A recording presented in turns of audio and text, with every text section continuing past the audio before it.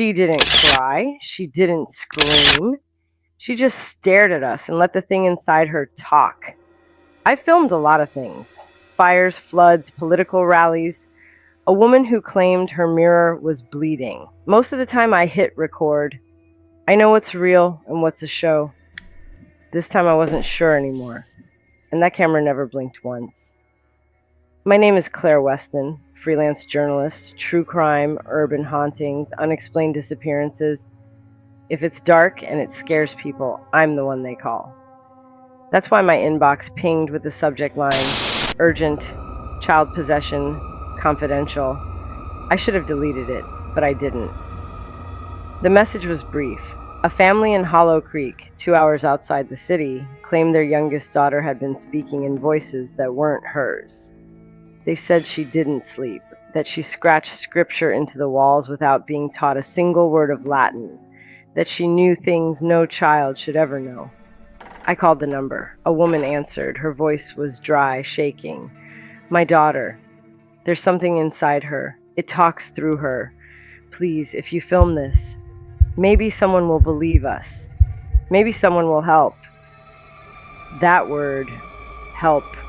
It stayed with me all the way through the rain-slicked back roads, my car tires slurring over the asphalt like a warning. I brought 2 cameras, one handheld, one motion-sensitive stationary.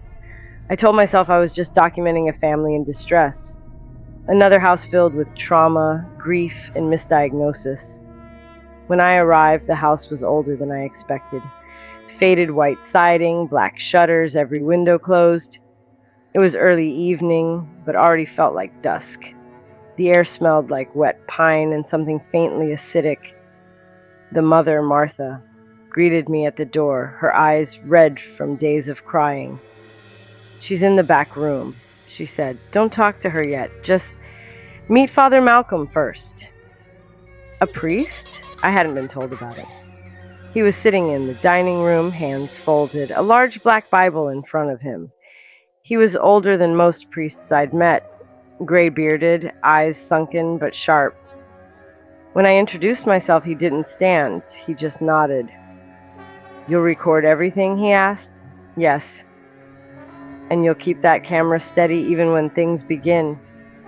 "I've seen a lot, Father." He smiled, but it wasn't kind. "You haven't seen this."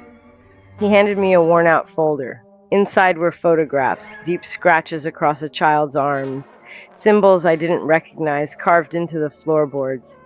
And in one blurred photo, a little girl, maybe 7 or 8, sitting cross-legged on the bed, her head tilted up toward the ceiling, like something was speaking into her from above. Her name was Grace. When I finally saw her, something in my stomach turned. Not fear exactly, more like a pressure, like being underwater too long. She sat perfectly still on the bed, her hands folded in her lap. Her eyes didn't follow me when I entered. But the second I raised my camera and hit record, her head turned slowly, too slowly, and then she smiled, not the smile of a child. "Claire," she said, "we've been waiting for you." I dropped the camera, but it kept recording. I picked the camera back up with shaking hands, checked the footage. Her voice was on it, my name, that unnatural tone. It wasn't distorted by the mic. It had come out of her like a second voice behind the first, too deep, too knowing. Grace was still staring at me. The smile hadn't changed. "Did you hear that?" I whispered to the priest behind me. "I did," he said quietly. "She's not pretending." He walked over and gently closed the bedroom door behind us. The room was bare, stripped down to essentials. A bed, a nightstand, a single window nailed shut. The walls had been painted over in white, but faint outlines of something, symbols maybe, still bled through. Grace didn't blink. Her eyes stayed locked on mine like she was scanning my thoughts, or listening to someone else who was. I started recording again. I asked simple questions. "What's your name?" "Grace," she said. "Do you know why I'm here?" She smiled again. "To see the show." "Is there someone else with you?" She turned her head slowly toward the corner of the room, an empty corner. "He's always with me," she said. "He likes you." The priest stepped forward. "Who is he?" he asked. Grace giggled, then without changing her tone, she whispered, "He knows your secrets, Malcolm." The priest froze. I turned to him, confused. "What is she talking about?" He didn't answer. Grace started humming. It was tuneless, broken. Her lips barely moved, but the sound filled the room like it was coming from everywhere. My skin went cold, the kind of cold that doesn't come from air or fear, but something older, something wrong. Martha, the mother, burst in then. "No, no questions without prayer first. You're just feeding it." She pulled Grace away from us, wrapping her in a blanket even though she hadn't moved an inch. "She hasn't eaten in 3 days," Martha whispered. "But the voice still speaks like it's fed. We tried doctors, therapists. They said trauma, that she was dissociating, but she knows things." I followed her eyes as she looked at the bookshelf. "She said things about my sister, things no one else could know." The priest motioned me outside. We stepped into the hallway. His hands were shaking now. "I need to begin soon," he said. "Whatever is inside her, it's not hiding anymore."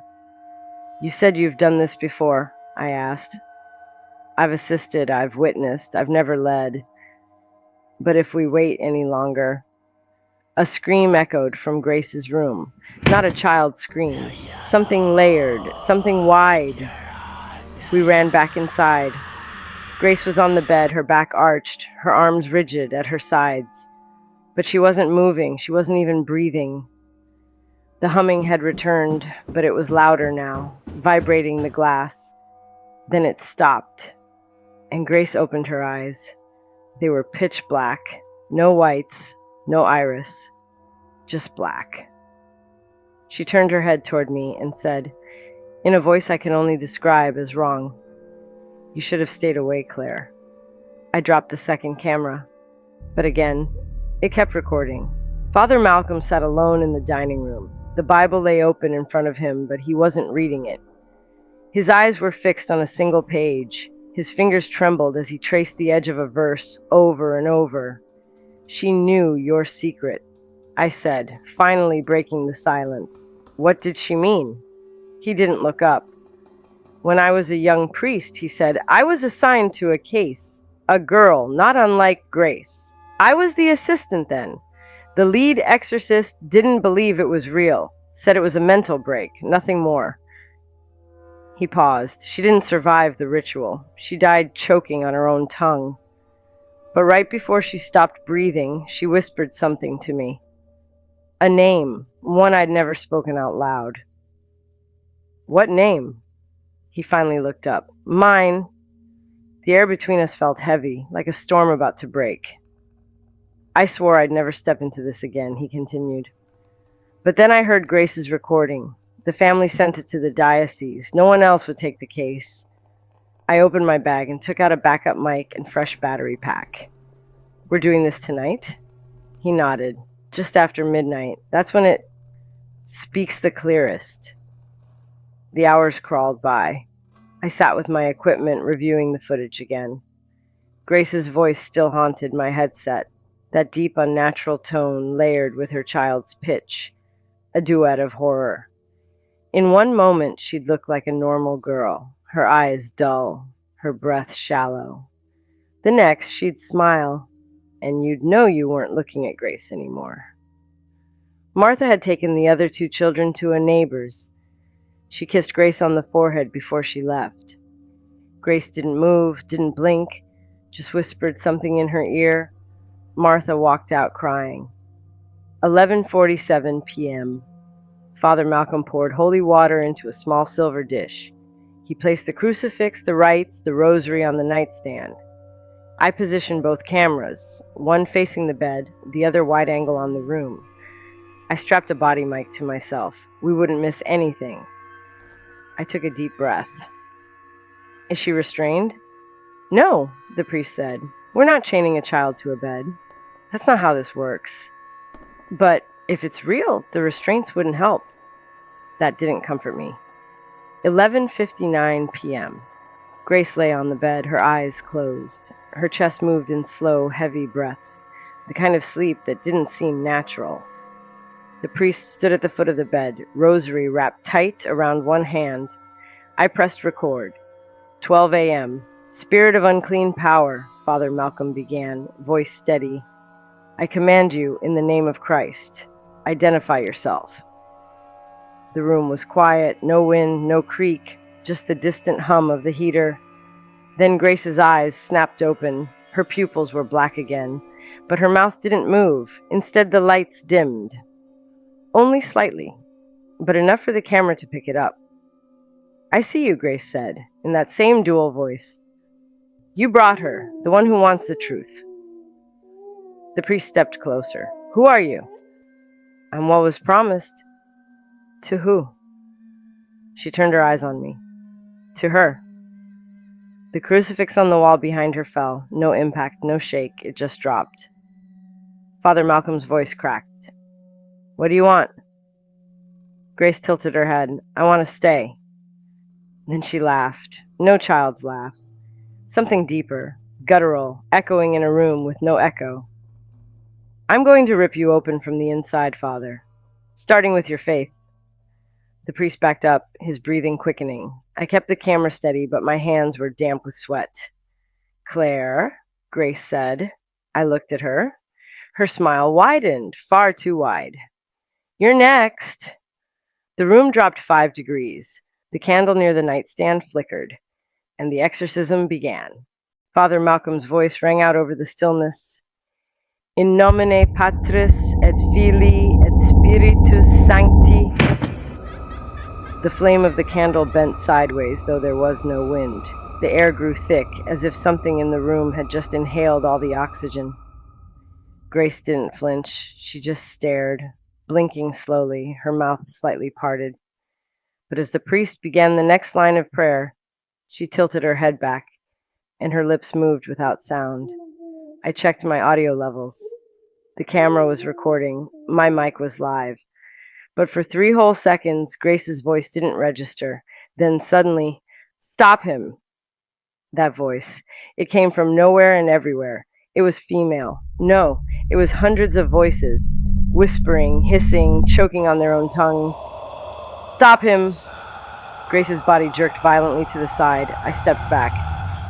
Father! He didn't stop. His voice rose, trembling but firm.